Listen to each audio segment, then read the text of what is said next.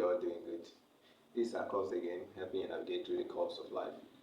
Alright, so we spend our lives, chasing success, approval, and comfort, but very few times do we sit down to pause and ask ourselves, do I really know myself? Do I really know my worth?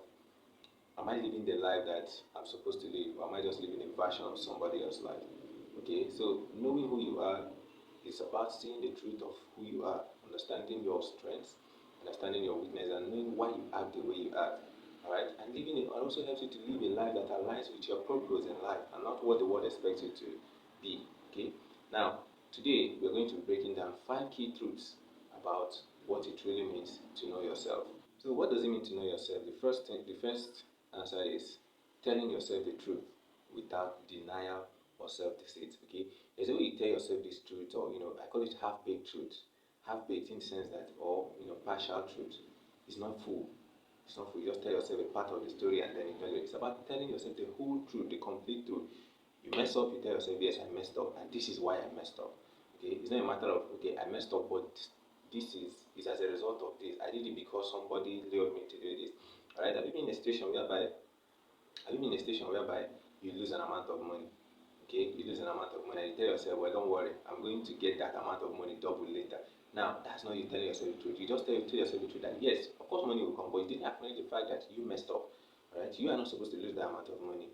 But because of your carelessness or the life you're living at that moment, you lost them. So you first of all acknowledge everything. You don't have to deny, you don't have to assume. Tell yourself the plain truth the way you're saying it.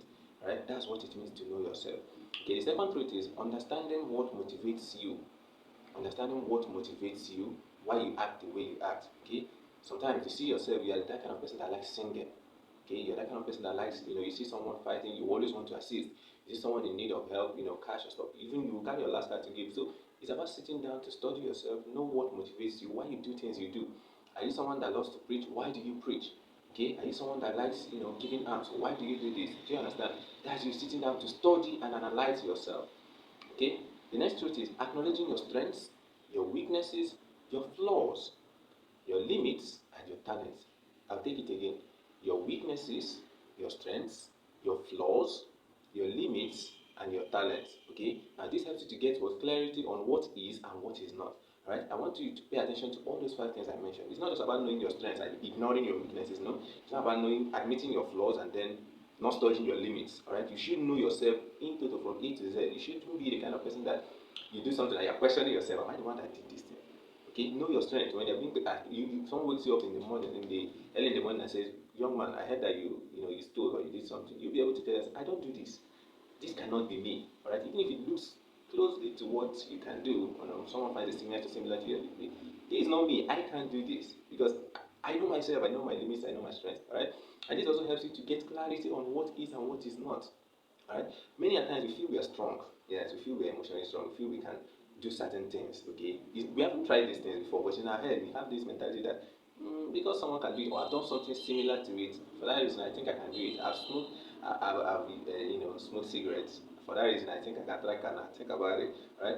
You should know your strengths, your weaknesses, your flaws, your limits, and your talents, your gifts. Alright, that's what it means to know yourself. Now, the next truth is being emotionally intelligent, understanding your emotions and how they affect you and your decisions. Okay, first of all, being emotionally intelligent. The next thing is understanding your emotions. You have to be intelligent in the sense that you know how to speak, you know when to speak, you know how to assimilate things, you know how to read meaning into what people say to you or do to you. All right, you don't just have to, be all. I don't know the right word to use here. You know, reading, making ant, raising, make creating a mountain out of an ant hill. You don't have to be like that always. When something is simple, you keep it simple and all that. So understanding your emotions. When you're angry, you should know when you're angry. When you're happy, you should know when you're happy. Like for instance, now I myself, I don't like talking when I'm angry. Whenever I'm angry, any decision I make at that moment is going to be hell. Like I will regret it many times. 90% of the time, I regret my actions. So what I do is whenever I'm that angry, I just pause, just leave the environment. All right. So you should know your emotions, understand your emotions, and then how do these emotions affect you and your decisions. All right. That's one of the way. That's one of what it means for you to know thyself.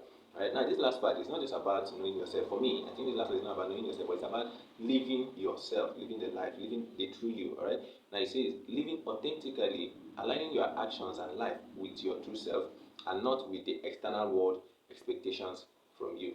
Okay, so this is like, even in as much as you understand your strengths, in as much as you know your weaknesses, in as much as you're emotionally intelligent and all that, you should do things not because someone else is doing it or because a group of persons wants you to do this. No, you should do this because this is what gives you joy. This is what you derive joy in. This is what you want to do.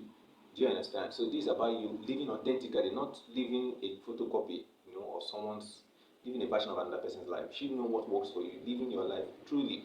Sometimes you have this knowledge, but acting it out is a problem. Alright? So I hope you make sense out of these 5 points I've given you, powerful points I've given you on what it means to know yourself. Okay? So in the next video, I'm going to give you a list of people who actually knew themselves, alright, and how this has helped them become who they are today. So knowing yourself isn't just a concept, it is a lifelong journey of honesty, clarity, emotional insight, and authenticity. Alright? And more importantly, I want to ask you, how well do you know yourself? How well do you know yourself? And are you ready to live in alignment with that truth? Okay, so I'll see you in the next video. Till then, peace and love.